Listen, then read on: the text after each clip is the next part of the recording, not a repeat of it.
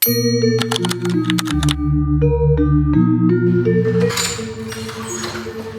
Kerajaan Mataram Kuno ini juga dikenal dengan Kerajaan Benang.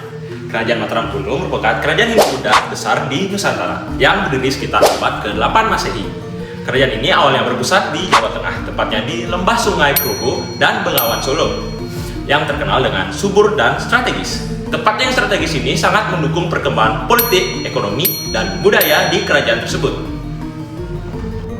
Letaknya yang strategis membuat Kerajaan Mataram Kuno ini menjadi pusat agraris yang memiliki lahan pertanian yang berlimpah. Kerajaan Mataram Kuno ini didirikan oleh dinasti Sanjaya yang kini memeluk agama Hindu. Nah, tidak lama kemudian, dinasti Syailendra yang memiliki corak Buddha ikut serta menguasai wilayah tersebut. Nah, di antara kedua dinasti tersebut, yaitu dinasti Sanjaya yang memiliki agama Hindu dan dinasti Syailendra yang memeluk agama Buddha, mereka saling bergantian untuk menguasai wilayah tersebut, dan pada akhirnya hal tersebut membuat kolaborasi atau perpaduan antara budaya Hindu dan budaya Buddha.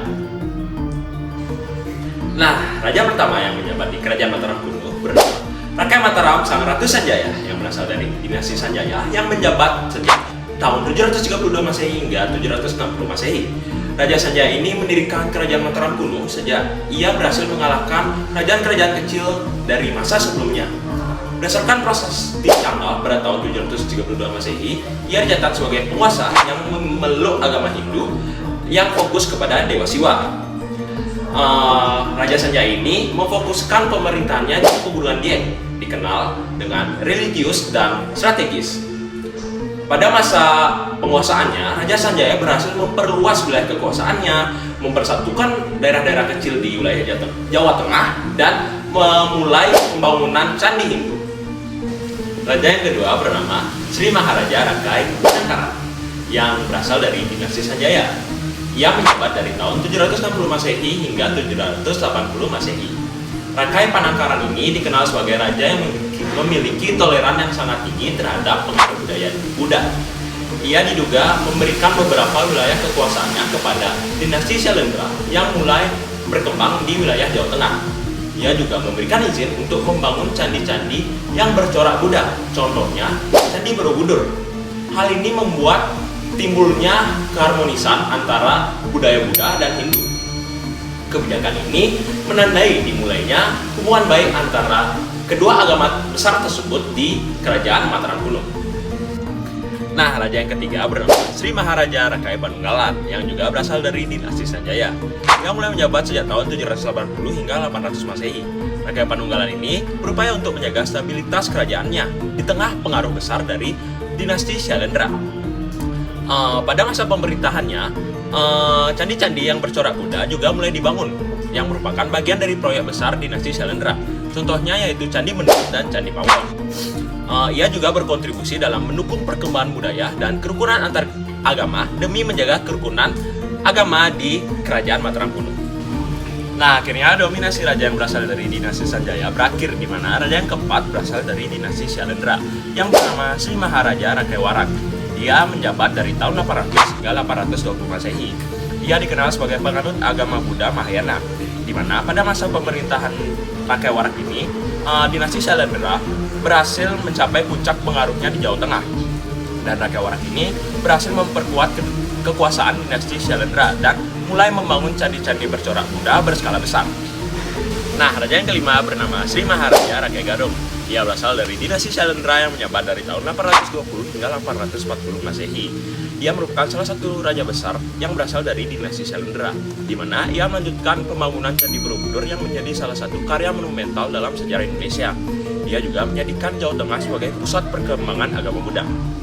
Selain itu, ia juga mempersiapkan putrinya yang bernama Pramodawardhani untuk melanjutkan dinastinya agar kesinambungan kekuasaan tetap terjaga. Nah, lalu yang keenam memiliki perbedaan nih dari yang sebelum-sebelumnya, di mana pemimpinnya adalah sebuah pasangan yang berasal dari dinasti yang berbeda, yaitu Sri Maharaja Rakai Pikatan yang berasal dari dinasti Sanjaya dan Maharatu Pramodawardhani yang berasal dari dinasti Syailendra. Pernikahan mereka ini menyatukan kedua dinasti yang awalnya bersaing sehingga menciptakan keharmonisan di Kerajaan Mataram Kuno. Nah, lalu pada masa pemerintahannya Rakai Pikatan juga membangun candi Prambanan yang bercorak Hindu. Selanjutnya ada raja yang ketujuh yang dimana bernama Sri Maharaja Rakai Kayuwangi, yang dimana ia juga disebut dengan Dia Lokapala.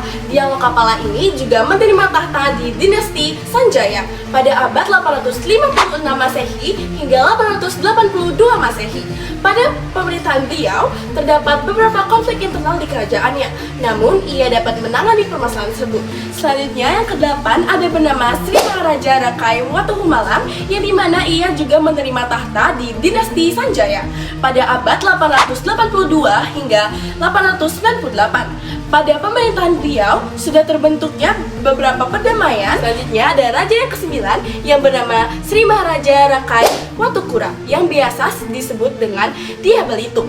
Dia Belitung ini merupakan raja yang paling besar dan terkenal di kerajaan Mataram kuno. Ia juga mendapat tahta pada dinasti Sanjaya pada abad 898 hingga 915 Masehi. Dia Belitung ini juga menulis suatu prasasti yang bernama Prasasti Mantyasih. Selanjutnya yang ke-10 ada Raja Daksa yang memerintah pada tahun 915 sampai 919 Masehi, dan yang kedua ada Raja Tulodong yang memerintah pada tahun 919 sampai 920 Masehi, dan di mana mereka ini memerintah pada zaman dinasti Sanjaya. Pada masa mereka memerintah, keadaan berjalan relatif damai dan mereka hanya melanjutkan tradisi-tradisi dari pemerintahan sebelumnya. Lalu yang ke-11 ada Raja Jawa yang memerintah pada tahun 924 sampai 929 Masehi pada dinasti Sanjaya, yang dimana beliau merupakan raja terakhir di Mataram yang terletak di Jawa Tengah sebelum berpindah ke Jawa Timur akibat adanya bencana alam yang dahsyat.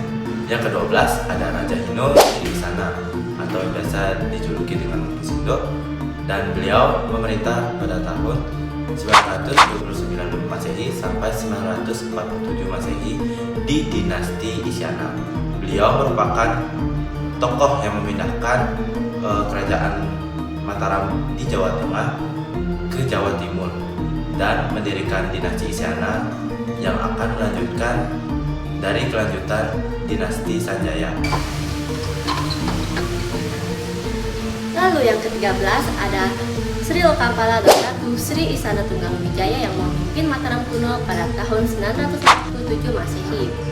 Sri Lokapala merupakan penerus dari Empu Sindo dan Ratu Sri Isana Tunggawijaya merupakan ratu yang kuat dan juga ia menjaga kesinambungan pada dinasti Isyana. Yang ke-14 ada Raja Makutawang Swardana yang memimpin Mataram kuno pada tahun 985 Masehi. Pada pemerintahannya semuanya berjalan damai sehingga ia telah menyiapkan anak yang bernama Dharma Wangsa Teguh untuk menjadi penerusnya. Yang ke-15 ada Dharma Wangsa Teguh yang memimpin kerajaan Mataram kuno dari tahun 985 Masehi sampai 1007 Masehi. Dharma Wangsa Teguh merupakan raja yang ambisius sehingga dia ingin berupaya menyerang kerajaan Sriwijaya. Namun pada akhir masa pemerintahannya, kerajaan mulai runtuh akibat diserang musuh. Nah, lalu gimana sih keadaan ekonomi di Kerajaan Mataram kuno? Ekonomi Kerajaan Mataram kuno ini didasari pada sektor pertanian, khususnya padi, yang didukung oleh sistem agraris yang canggih dan penggunaan lahan yang efisien. Kerajaan Mataram kuno juga menjalin hubungan perdagangan dengan kerajaan-kerajaan tetangga, yaitu kegiatan ekspor dan impor barang. Contohnya ada rempah-rempah, tekstil, dan logam. Kerajaan Mataram kuno juga menerapkan sistem pajak pada sektor pertanian dan perdagangan untuk mendukung pembangunan. Dan itu Kerajaan Mataram kuno ini juga dikenal dengan penghasil pengolahan logam dan kerajinan tangan yang juga bernilai tinggi. Jadi hal-hal tersebutlah yang memperkuat keadaan ekonomi di Kerajaan Mataram kuno. Kehidupan sosial di Kerajaan Mataram kuno.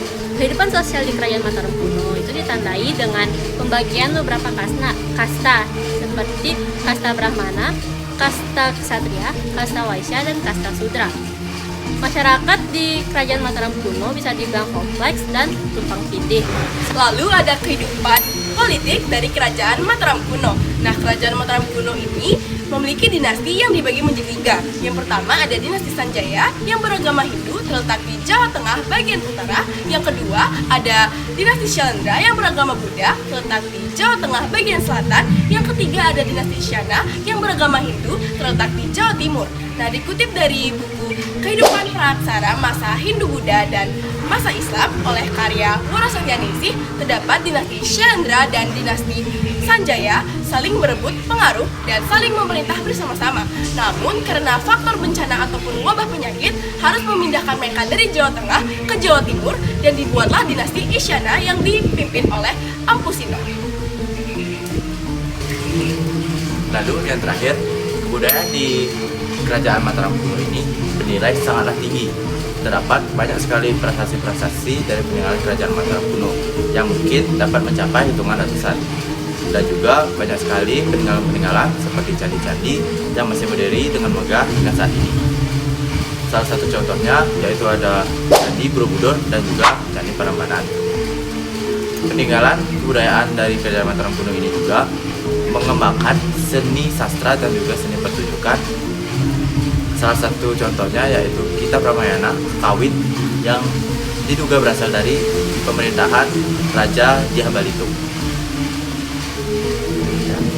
Selanjutnya ada kemajuan dan kemunduran dari kerajaan Mataram kuno. Yang pertama kita bahas adalah kemajuan dari kerajaan Mataram kuno.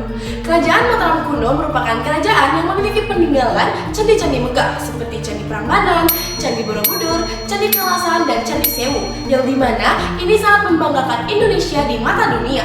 Yang kedua, terdapat era Mataram kuno merupakan era periode Jawa kuno yang dimana kesenian, kebudayaan, dan arsitektur Jawa membuat masa puncak Mataram kuno ini menjadi puncak keemasannya. Selanjutnya ada peninggalan prasasti seperti prasasti Canggal dan prasasti Mantiasi.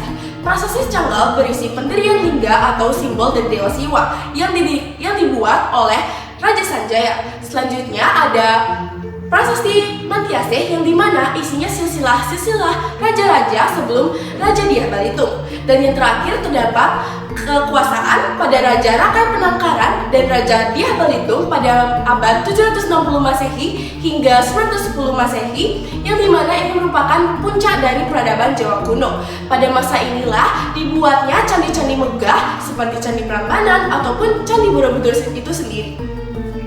Selanjutnya, yang kedua ada kemunduran dari kerajaan Mataram kuno. Nah, kerajaan Mataram kuno mundur ditandai dengan adanya peperangan antara kerajaan Sriwijaya dengan kerajaan Mataram kuno, yang dimana kerajaan Sriwijaya ini ingin merenggut daerah kekuasaan kerajaan Mataram kuno di bawah dinasti Syailendra.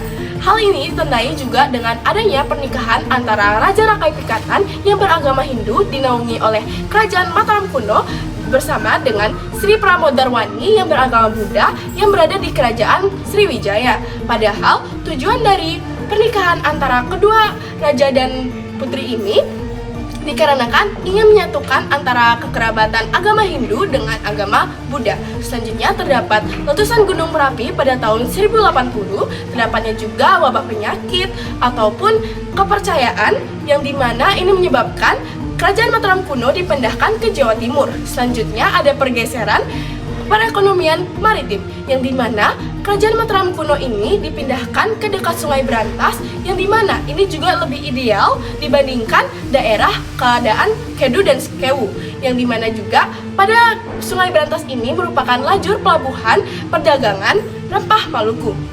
Dan pada saat ini juga sudah tidak terdapatnya arsitektur Jawa ataupun pembangunan candi megah pada masa sekarang.